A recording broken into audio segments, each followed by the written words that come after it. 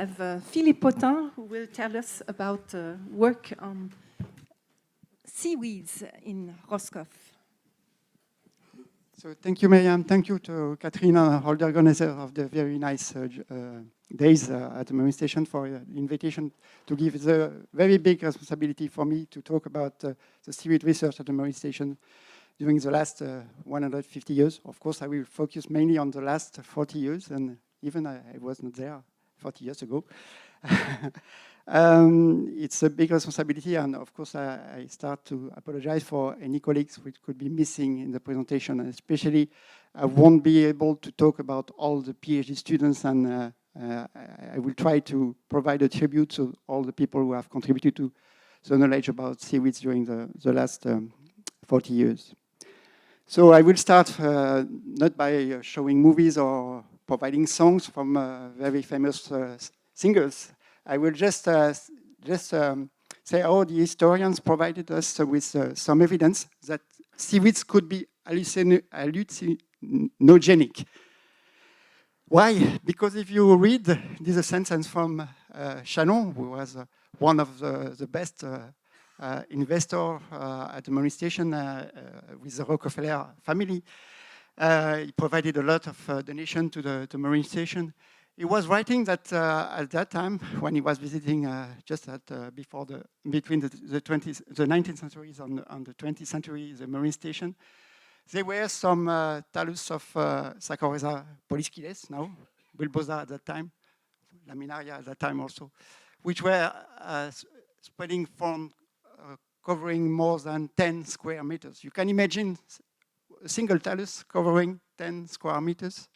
You can imagine also to see some Saccharina latissima, no, at that time Laminaria saccharinea, having 6 to 8 meters in length. So they could, but it's quite rare. But at that time, probably because seaweed were hallucinogenic, you can really show that at Roscoff. So the biodiversity was probably exceptional.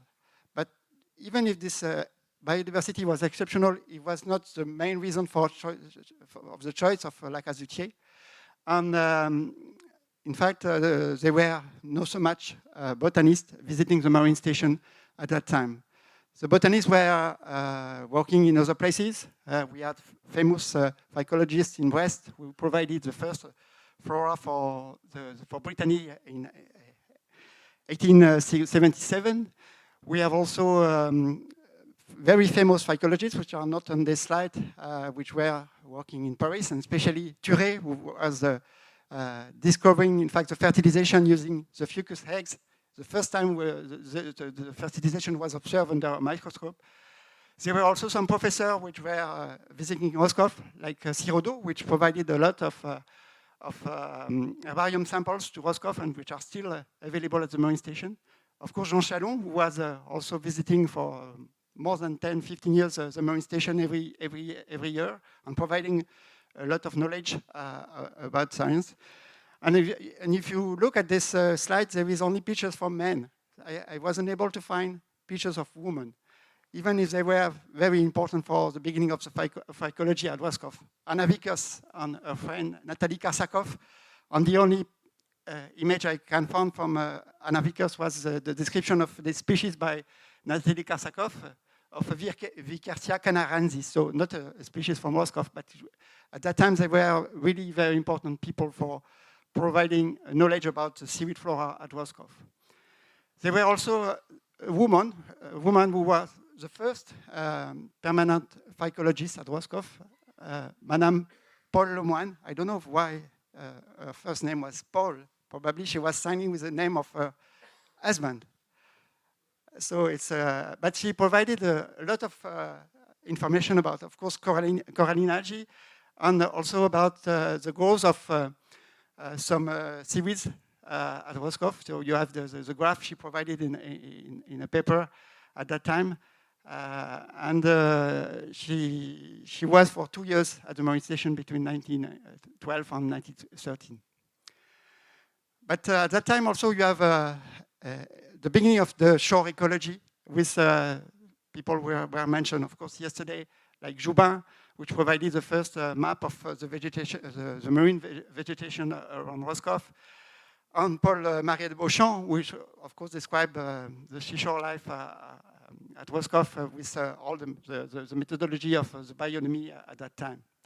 So they were very important for that. But with all this knowledge which was increasing, there were also some researchers we established permanently at Roscoff for at least a few years, not only visiting Roscoff during summer.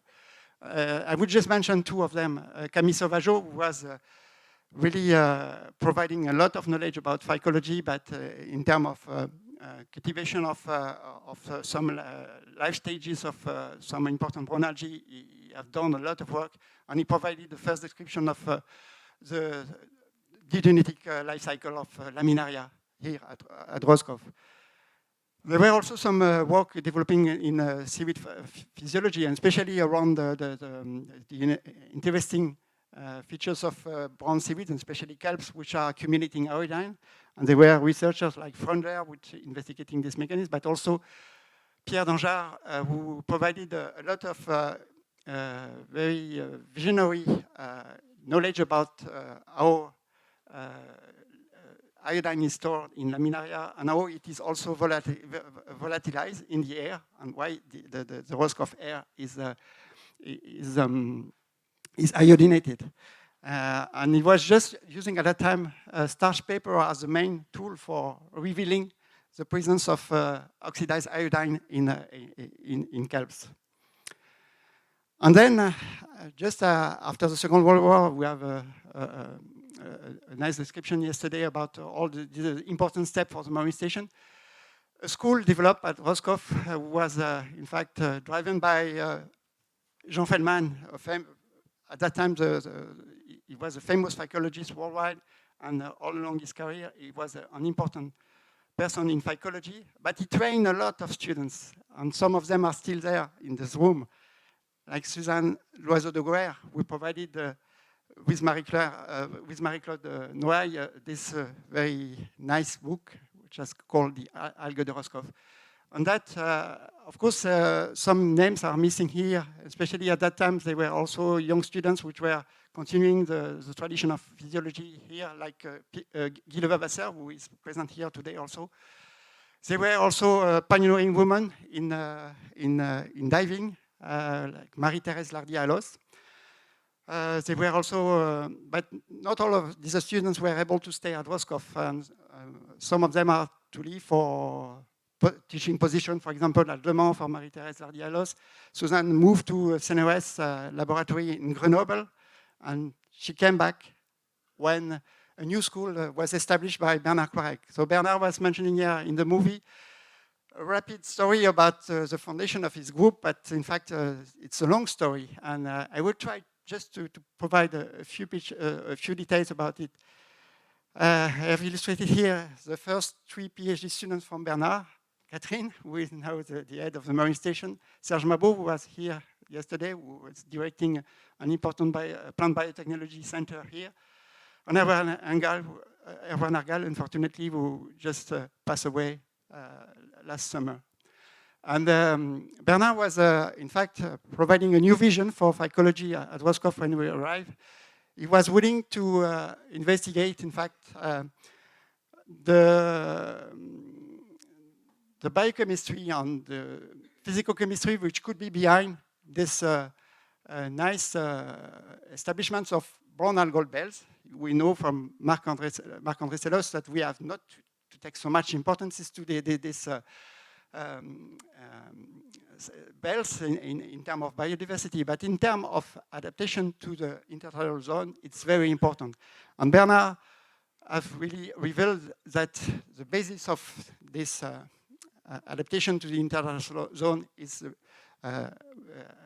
residing in the cell walls. And he started to really decipher the composition of the brown algal cell walls, and he provided he summarized most of this knowledge in a seminal review in 1988 with Ralph Quattrano.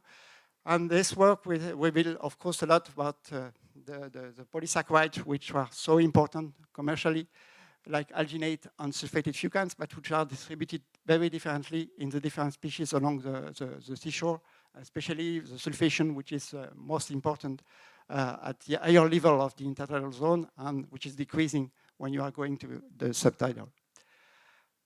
So Bernard was in fact launching a lot of new knowledge about the function of algal cell walls. When he moved for a postdoc in the States, he was revealing, in fact, the importance of the cell walls for developmental biology. And then, of course, when he came back from the postdoctoral studies, he found a lot of new thematics which were related to the cell walls. Cell polarity in fucus embryos, defense responses in kelps, but also in other groups of seaweeds like red seaweeds with PhD students who were working in the 90s, and also about tissue integrity. The protoplast of seaweeds became very important between the 80s and the 90s, and there were several PhD and postdocs were working on this because in fact, at that time, we were focusing on the enzymes for marine mollusks and bacteria, which could be able to degrade the cell walls of brown and red seaweeds. And that provided a lot of new area of research around seaweeds, not only around seaweed, because by focusing on the marine bacteria, which are possessing the capacity to degrade a large array of polysaccharides, a new area of research was developed on glycobiology. It was the beginning of the Kazime stories we have heard yesterday, and we will hear possibly in the talk of Jan-Hendrik Eeman tomorrow. And at that time, Tristan was also preparing a PhD, and it was a long story, which was in fact summarized by a new researcher at the Marine Station, arriving in 2017, Elisabeth Ficoblin, who, when she was providing a blog in Nature Communication, she was telling that a seaside discovery, in seaside discovery, perseverance pay off. That indicates how important are the Marine Station and how from discovery, which was a single bacteria growing on red alga, you can really buy a new area of research and discover many different features of the marine bacteria. So protoplasts and seaweed tissue culture were, of course, developed by Bernard not only to understand the function of the cell walls, but also to provide new tools for cell and molecular biology, and also possibly develop the biotechnology of seaweeds, so tissue cultures and other aspects. But that provided, in fact, the possibility to investigate also the organellar genomes of brown and red seaweeds with many PhD students under the direction of Suzanne Loiseau-de-Goer and Catherine Boyan. And that was, in fact, the first step of the team at that time in terms of evolution. And evolution was really became a very important word at that time, and it directed all the research along the last 30 years. Of course, protoplast was also providing tools to investigate other aspects of the algal physiology, and especially here, an intact cell wall was required for the iodine uptake in laminaria.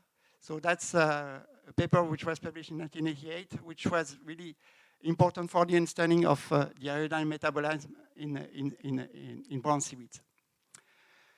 But the group was small, and it was necessary to collaborate. And of course, I do not summarize all the collaboration we were already established, of course, with United States, with Ralph Quattrano, as I mentioned, but also other labs.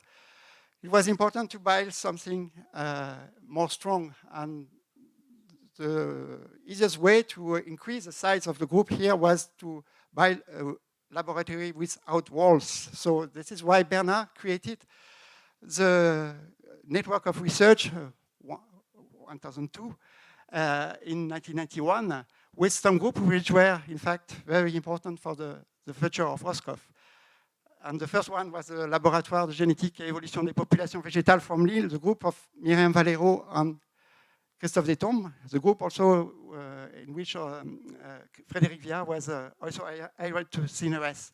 We were also collaborating with CERMAV at Grenoble. I will come back later to them. Ifremer in Nantes, the laboratory of Jean-Yves Floch at Brest, and the colleagues at INS Ulm in Paris. And so Myriam, as it was mentioned by Janine, was at that time leading the project BioGap. And Claire Billot was PhD students developing the microsatellites tools for laminar edge data. And this, of course, has a tremendous importance for the future of the research on kelp population genetics, but also for ecology and for other aspects. That provided the tools for genetic studies, which provided many lights about the evolution of kelp populations over the Atlantic. So how important also are the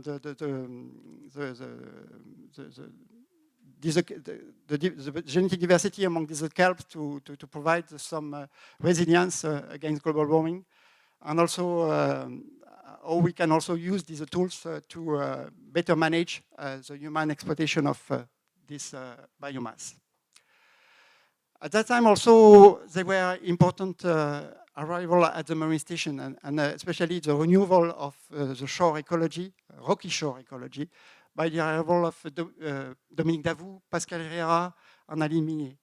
And the diving became important for, of course, measuring the production of the seaweed beds, and it provided a lot of knowledge, which was, of course, fundamental for the functioning of the ecosystems, but also for some applied research. In fact, applied research was really something at the heart of the group, and it was very important for the development of the research, seaweed research at Roscoff. By the end of the 90s, in fact, Bernard was highly criticized because we were collaborating for more than 10 years with this company at Saint-Malo, Guémar. Of course, we were developing solutions for agriculture from seaweeds, and they were a major discovery about the importance of the storage polysaccharides of kelps, laminarine, as the first commercial elicitors of plant-defined responses. But that has led to the creation of the first joint laboratory between CNRS and a small medium enterprise, Guémar. And that has also created a very the split, in fact, of the laboratory of Roscoff, which was a single unit, and that really was a problem. But of course, the research was continuing within this group, and the group was emerging, and new teams were developed, especially by collaboration, international collaborations. And here are an example of the international collaboration which were established around the so-called now phycopathology, so the field of understanding the diseases of seaweed, which is now renewed by some new recruitment. There were also important actions like the ATIP, who was providing new knowledge about marine polysaccharides brought by William Elbert and numerous PhD students on postdoc who work with him, and especially on the carrageenan structures. There were also very important steps at that time, and especially the establishment of a model for brown algal genetics by Mark Koch, Akira Peters, and Dieter Müller. Dieter Müller was in contact with us, of course, through the direction of some PhD students. And Dieter was, of course, instrumental to provide with Akira all the knowledge about the biology of Ectocarpus, but I'm sure Susanna Coelho will tell more about that, the story in our talk later on. At that time also, the collaboration with Chile really increased by the transition from just a cooperation program to a true laboratory, again without walls, the LIA diams. And thanks to a European project in CODEV, which was studying the epiphytism in gracile area cultivations. And that provided a lot of cooperation between Chile and France, but also with Germany, with Georg Ponert. And it provided also it was also the opportunity for the group of Myriam Valero to move from from Lille to Roscoff. And Frédéric Viard was pioneering the desirable in 2000. She will tell probably a bit of the story in her talk. Of course, during this decade, we have also a very nice cooperation with, especially with British groups on the importance of iodine in the air of Roscoff, and that provided a lot of new area of research. The oxylipine fields also was developed at that time, thanks to the arrival of Jean-Pierre Salin, which provided very, very new, important research for seaweeds. And then Janine Olsen yesterday mentioned the importance of network of excellence marine genomics. It was effectively very important for seaweeds, especially through the input of many researchers, including Myriam Sijek, who was developing some very important functional genomics tools, especially the expression of recombinant proteins, the protein crystallography was installed at Roscoff, and of course the characterization of the proteins. And Marine Genomics Europe allow for the development of seaweed genomics, and of course the publication of the genomes of Ectocarpus in 2010, Chondrus crespus in 2013, and also the genome of the marine bacteria Zobelia galactanivorans, again this bacteria which was discovered in the early 90s. And it provided a lot of nice stories. I'm sure Jan-Hendrik will mention the story about the sushi factor. I was just showing that just to remind you about, of course, an important colleague who also passed away last year, Gaël Korek, and it is just a way for me to give a tribute to all the engineers and technicians which are working every day with us and which are so important for our research. Of course, the diving also provided a lot of new possibility, not for cell and molecular biology, but also for the natural history, and especially the discovery of new species. And this species was described by Neil Nagal about 10 years ago, was discovered by a PhD student, Marine Robuchon, here in the channel between Roscoff and the Île de Bas. Of course, I could not stop my talk without mentioning IDEALG, which was in fact a very important project for federating the teams at the marine stations, conducting seaweed research, but also many teams in other places. It was at the national level. And then within the IDEALG, in fact, we moved from the genomes to the social ecosystems. In fact, of course, IDEALG was relying on all the new knowledge about seaweedomics. It was aiming to develop all the post-genomics tools for seaweeds, including, of course, the integration of the knowledge about associated microbes using metagenomes, but also developing quantitative genetics for seaweeds. It was also aiming to increase the transfer of knowledge with private companies and move from in different fields from seaweedomics towards system biology. It was addressing the topic of algal domestication, and of course, he was developing a lot of aspects of seaweed biotechnology and sustainable chemistry. So we really wanted during this project to develop basic research on brown, red, and green seaweeds toward the domestication of the local species for Europe, and to really improve the possibility of using seaweed in the future. Of course, there were an important social program also in this project, also about all the environmental consequences of the development of this. The international cooperation was also, of course, important in this project, even if it was a national project, traditionally with Chile, but also we developed a lot of cooperation in Asia, and of course, through the interaction with our advisory board, including Gianni Lawson. That was very important to, of course, progress on the understanding of the seaweed microbiome. I have no time to go into the detail, but we will hear later on the different metabolism in seaweeds. Again, about the importance of the equipment of many bacteria to cope with algal polysaccharides, and this knowledge also provided new area of research on carbon cycling in the seawater and in seaweeds for François Thomas, for example. It developed a lot of tools, including monoclonal antibodies against important polysaccharides developed by Cécile Hervé, and that was very important to provide new knowledge about the algal cell wall. So it's, when we say about a revolution, it's also a revolution in terms of coming back with new tools about very important issues for seaweeds. Again, in terms of seaweed domestication, we will hear probably from a few words from Frédéric Viard about Undaria pinnatifida, which was an important model for our work at the Marine Station during 20 years. And work also important in terms of cooperation with Chile for Marie-Laure Guillemin, with Sylvain Faugeron for Agarophyton chilensis, and of course for local species developed by Myriam Valero in cooperation with different groups. But I could not miss also the importance of the group of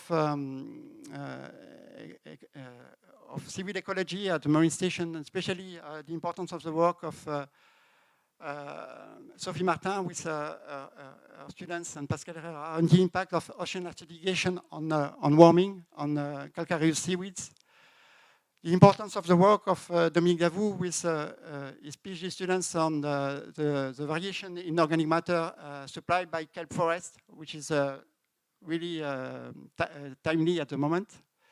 So with also again with diving. And one of the last breakthrough in science here at Roscoff, but not the least, as you will see, was the hard work provided by Yassine Badis and collaborators to establish the CRISPR-Cas9 KO mutants for Ectocarpus. It represents really a very important breakthrough for the future of our research here at Roscoff. Of course, the algae has a good bilan. I will not go into detail.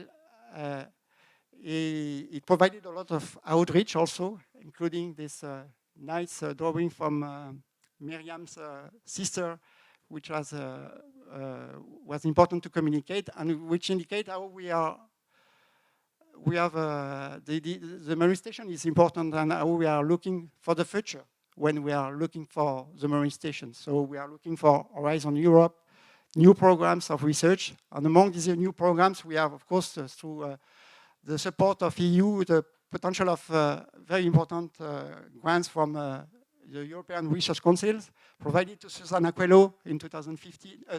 2015, sorry for the missing. It was not a 15 years project. She was granted in 2015, and that provided her the possibility to develop a project on sex determination in brown seaweed, and she will tell this journey in a few times. But that provided a new area of collaboration with Max Planck Institute in Germany, because Susanna was hired by the Max Planck in Tübingen in 2020, and that is opening a new area of cooperations. But recently also Bénédicte Charrier was granted by an advanced grant on the potential of developing understanding the strategy of 3D growth in brown seaweeds. So that will also open a new area of research and new development in terms of facilities. And I will just end by showing this nice pictures of this Idotea, which is of course a very important breakthrough also in terms of evolutionary biology within the seaweeds, especially the potential that some crustaceans could help in the fertilization of red algae. Of course, we have increased the impact of our research by cooperating in many, many places now in the world. But we have also more and more attract toward applied research. So, for example, this project, European project GENIALG, I will not go into the detail about GENIALG, but also now also becoming very important players at the UN level, because we were asked by a private foundation in UK, the Lloyd Register Foundation, to launch a new initiative about seaweeds to tackle the two important challenges. Of course, how seaweed could contribute to provide food by 2050, and also how they could help to solve a part of the climatic changes, and especially if they could provide some nature-based solutions. So we will hear about that with Jan-Henrik tomorrow. So I would just thank you for your attention, and thanks all the colleagues for these wonderful years at the Marine Station. I hope I will be able to continue for 7 additional years here, and I invite you to join the Seaweed Revolution. So thank you.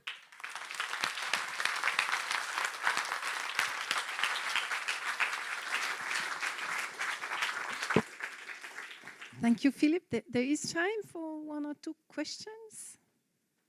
Does anybody? I might ask one, Philippe. Yeah. What do you see as the next breakthrough that we need to get a step further in all this research about algae? Yeah, in fact, we have to. I had no time to enrage all the people, but of course I have to acknowledge all our tutels, and especially Sorbonne University and CNRS, of course, and on Région Bretagne and many, many others. But I will thank CNRS for providing us the opportunity to open a junior chair for seaweeds. We will know next week who will be the next person to. He would be a man, because I think all the candidates which are selected for the moment are men. But that will provide probably new area, new potential of research, because that will create a new group. And I think we will. There is plenty of areas in seaweed which are not explored yet, and which require some development. So, and that will provide completely new knowledge about seaweed. I'm convinced, and I'm convinced of that because really what was important during the last year was the work on the collaboration of so many collaborators in a transdisciplinary and often interdisciplinary work. So we have developed new tools with mathematicians, with chemists, with bioinformaticians, of course, and that will provide very important tools to reinvestigate potentially some questions which are not solved for seaweeds. Thank you. So if there's no other question, we're having a break.